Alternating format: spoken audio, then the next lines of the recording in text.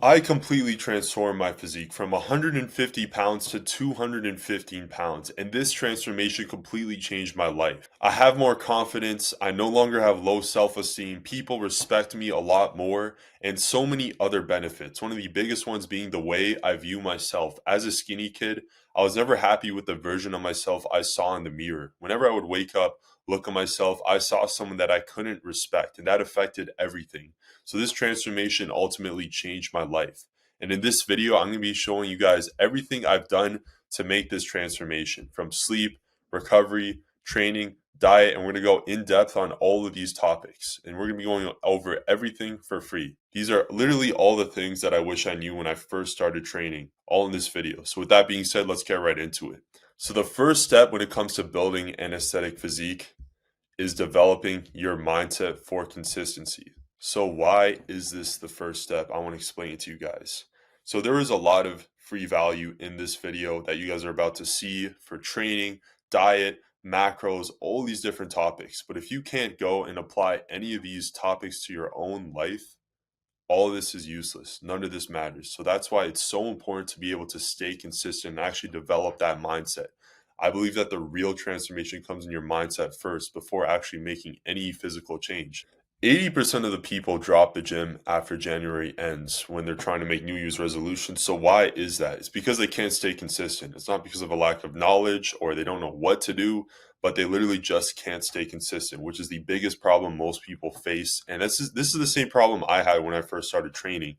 I was very inconsistent when I started in high school, never made any real progress until finally I applied these key things. I want you to ask yourself these questions. Why do you want this transformation? How will it change your life and how you feel? How will it change how people treat you? You need to have a clear vision of the person that you want to become, and you need to make sure that your habits every single day match up with that person. Because if they don't align with that person, you are never going to get there. If you're not going to the gym consistently, if you're just eating like shit, drinking every other day, not following any routine, any good habits, you are simply never going to get there. Now, I have a lot more videos where I go more in depth into this and also my own backstory, how I was able to overcome these barriers, things that were holding me back. Because, there's a lot of things that I went through in my past that, prevented me from making progress in the gym and also just prevented me from being productive and getting closer towards my goals. So, yeah, but those are for other videos. But I just wanted to get that first step out of the way because it's really important. Okay, so moving on, there are three main points, and these are all broken down into subcategories that we'll be going in depth into. So we have diet, training, sleep, and recovery. Now, there is a reason to why I put these all in their own separate categories because they're all very important and they can all affect each other. So, for example, let's say you're getting 8 hours of sleep every single night and your training is on point, but your diet isn't. You're not following a good diet, you're not getting your protein intake, your macros, and everything else is going to be affected. Same thing goes if your training is on point, your diet's on point, but your sleep isn't. So that's why all three of these are the most important things you need to make sure are in check if you want to be building an aesthetic physique. So we're going to go through every single one of them. Okay, starting off, we have sleep and recovery. This is very important. I would say definitely mandatory if you want to make sure that you're building muscle. You need to be getting at least 7 to 8 hours of sleep every single night if you actually want to grow. So yeah, without sleep, your muscles won't grow. And another thing I would also recommend is to avoid scrolling before bed. Ensure you're getting a good quality sleep, and also that you have also make sure that your circadian rhythm is also like normal, which means that you're going to bed around the same time because that could also have a huge effect on progress. I just don't recommend, sleeping at random times, getting like 2 hours of sleep one day, 8 hours the next day, but you need to have a consistent schedule if you actually want to grow. And rest and recovery, guys, it's so important for building muscle, especially as a natural. So I would definitely recommend taking rest days. Your body needs time to recover and grow. So definitely avoid working out 6 to 7 times a week. I actually used to do this. I used to follow a training plan where I would go 6 days a week. And because I was also going to school, I had a job. There was already a lot of other stuff going on in my life. And by going to the gym 6 days a week, I couldn't actually push myself to failure and actually progressively overload properly whenever I would go train because I was already so tired from all these other things. So that's why I would recommend training 4 to 5 days a week. And it's definitely the best for recovery, performance, in my opinion, and it'll also avoid burnout. And another thing, guys, your workouts don't have to be super long. You don't need to be spending more than 2 hours in the gym. Like 60 to 90 minutes is all you really need. Like quality over quantity every single time. And we're going to go more into depth on that. All right, so the next point we're going to be talking about is training. So you need to create a workout plan for yourself. It is very important to make sure that you're making progress. Now, when you're creating a workout plan, one of the most important rules to follow is making sure that you're training each muscle group 2 times a week to make sure you have a balanced and aesthetic physique. Also, make sure that you have rest days in between as well. Now, if you have a busy schedule, you need to make sure that you're following a workout plan that can fit in with it. That's actually one thing I do for my one-to-one coaching is I help guys design a fully custom workout program with demonstrations and a custom meal plan as well. So that's one of the biggest challenges is managing the gym with your schedule. So that's why it's definitely important to create a workout plan. And if you are interested in one-to-one coaching, you can book a free call in the description below. But yeah, so now moving on to actually how you do that, we're going to go through different workout splits and we're also going to go through structuring your workout plan.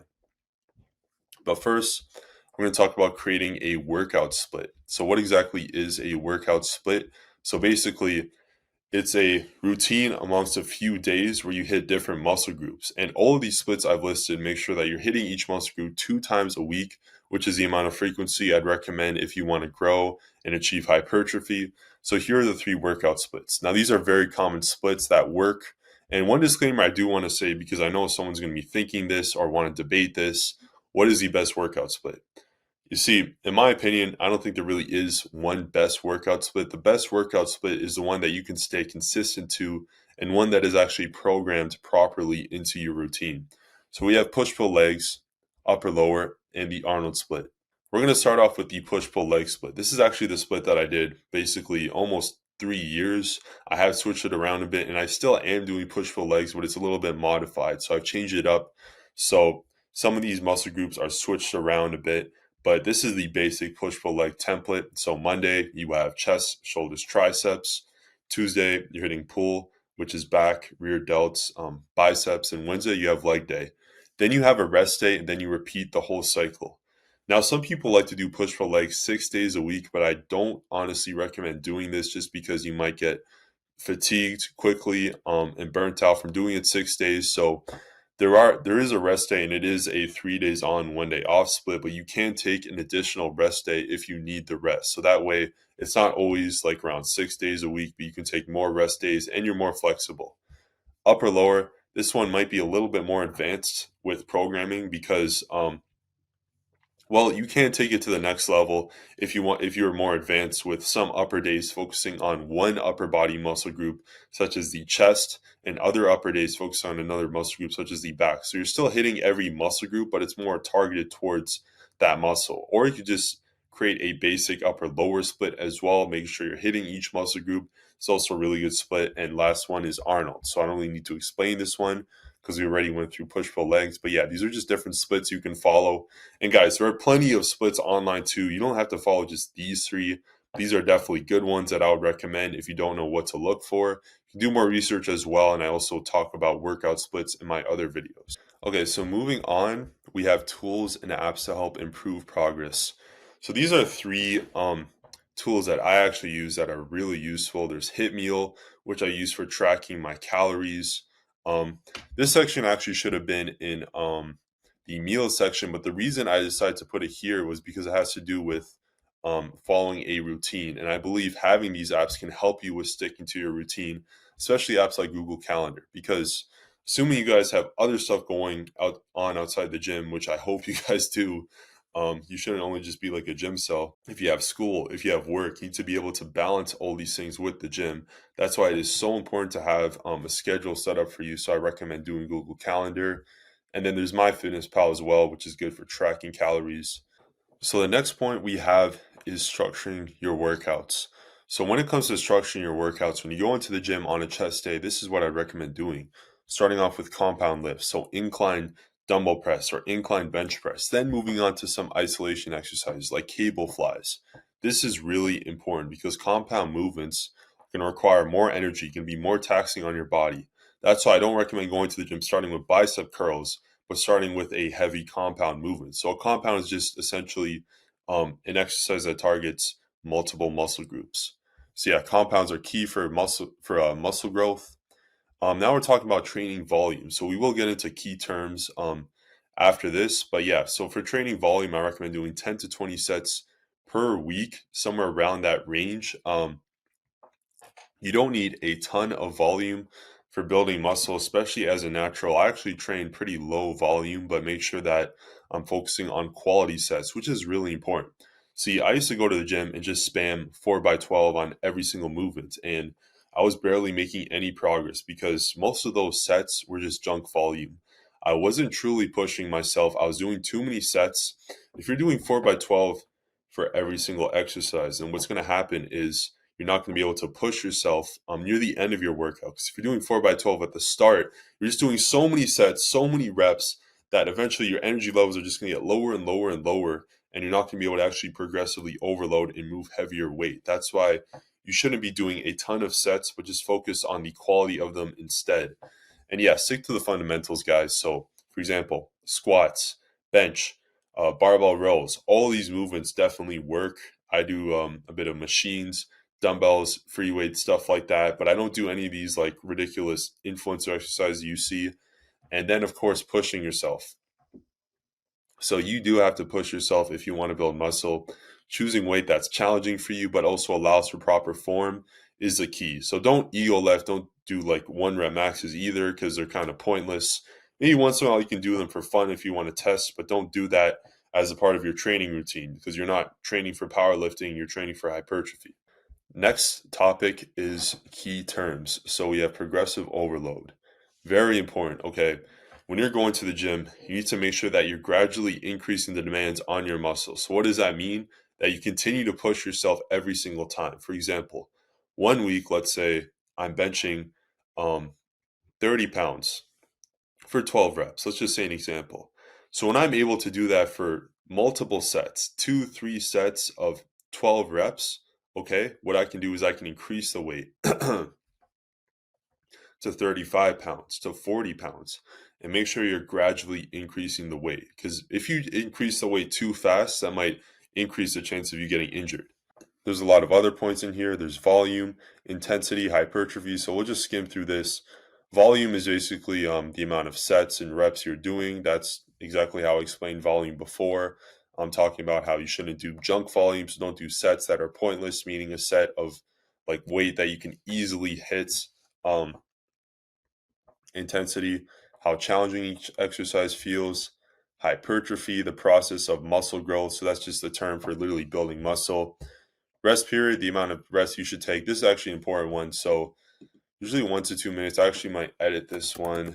I would say honestly, there isn't really a set amount of time that you should be resting between sets.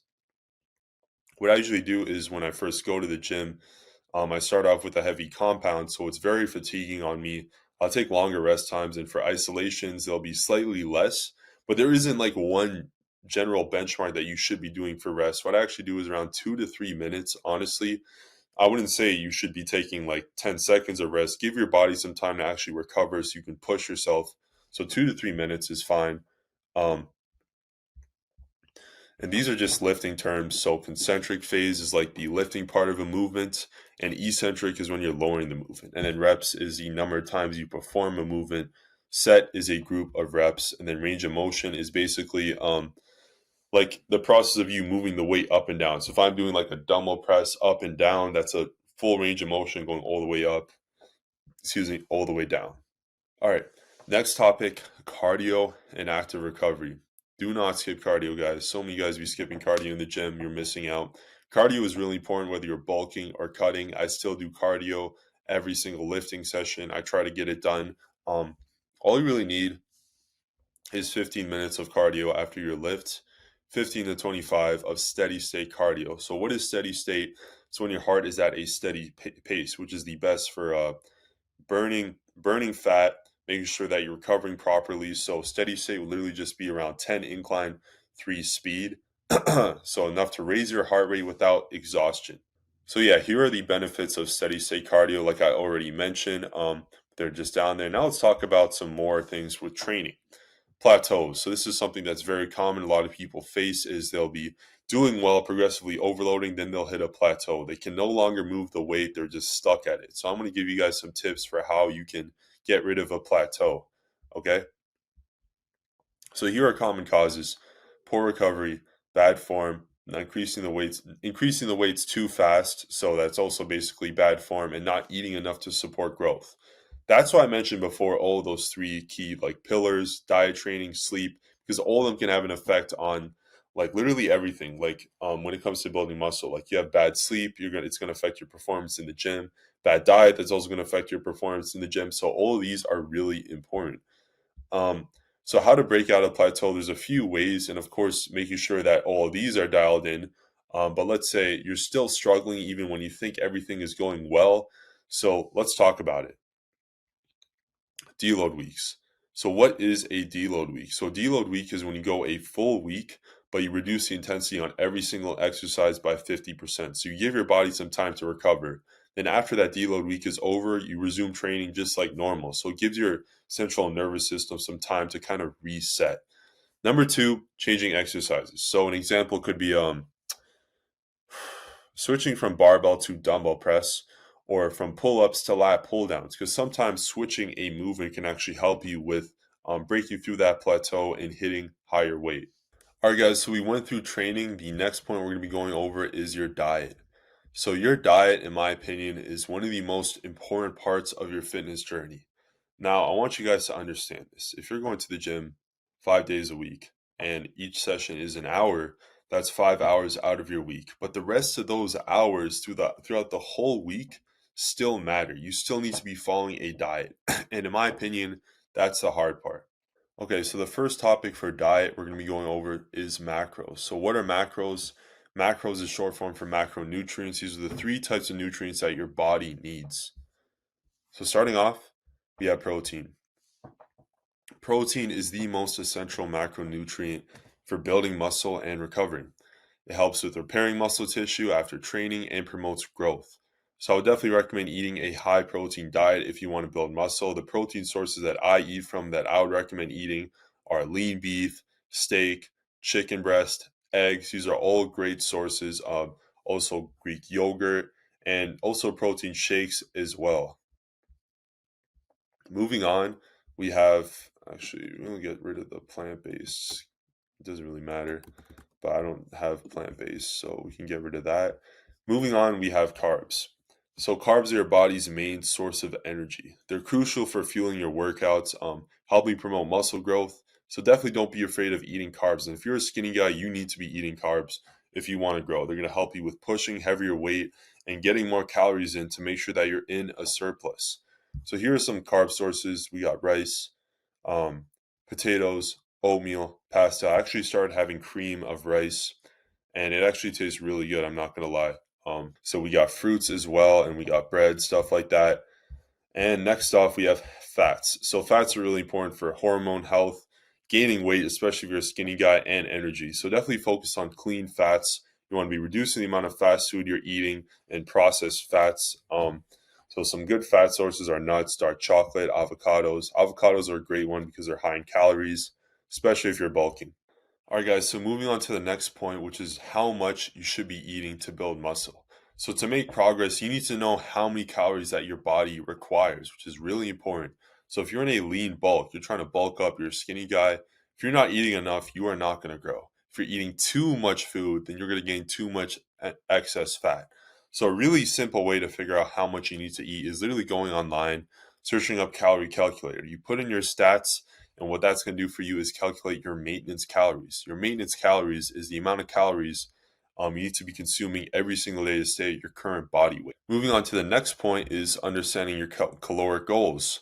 So once you know your maintenance calories, you can adjust them based on whatever your goal is. So if you're trying to lean bulk as a skinny guy, you need to be eating in a surplus, which means you're eating above your maintenance.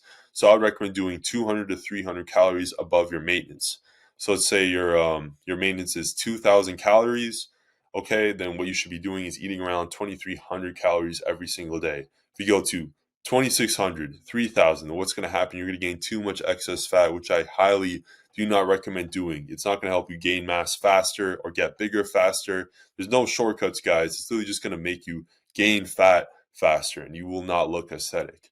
Same thing goes for if you're in a deficit. So the same principle, except this time you're going to be in a deficit, meaning you're eating under your maintenance. And maintenance is literally just yeah, like eating around your maintenance levels. So if you're doing a body recomp, what I recommend doing, what I do for my clients is put them at a maintenance level calories and focusing on clean food so they lose excess fat, but they're also not losing muscle. But yeah, now that we went through those things, we're going to be talking about lean bulking because this is probably what most of you guys clicked on this video for. And this is how I started off as a skinny guy and I wanted to lean bulk. So that's why we're going to be talking about it.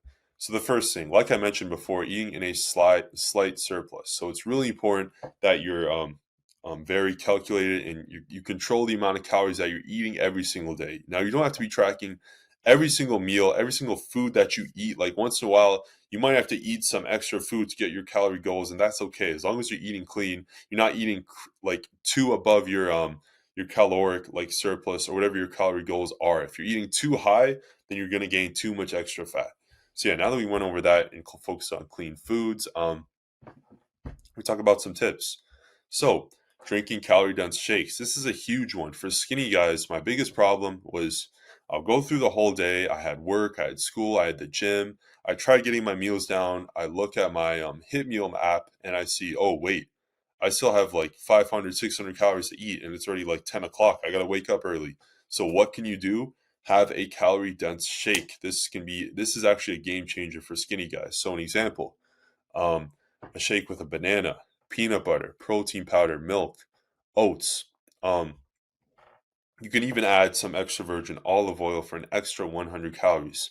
But all of these are very high in calories, so it's going to be easier for you to gain weight. And literally, you can just drink it. So it's a lot easier to get down.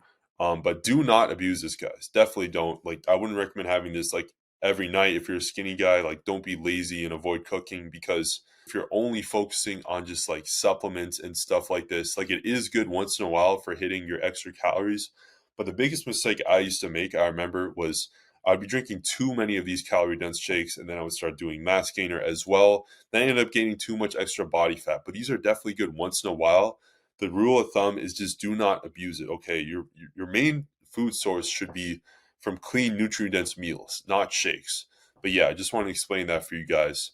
Now, eating meals. So spreading meals throughout the day can definitely help you. Or you can do high volume meals and divide them into 2 meals a day, whatever really works for you, just to make sure that you're hitting your goals. And every individual is going to be different. So there isn't a certain amount of meals that everyone has to be eating. It all depends. And yeah, now talking about tracking and adjusting. Okay, so if you're not gaining weight, then what you can do is simply just add more calories, and see if you're actually eating the amount of calories that you think you are. And another thing you can do is if you're gaining too much extra fat, let's say if you're on a lean bulk, but you're gaining like 4 pounds in a week, which is way too much in my opinion, you should probably lower your calories. And then when you're tracking weight, what I recommend doing is tracking your weight in the morning when you're fasted, no water, no food, and tracking it once a week.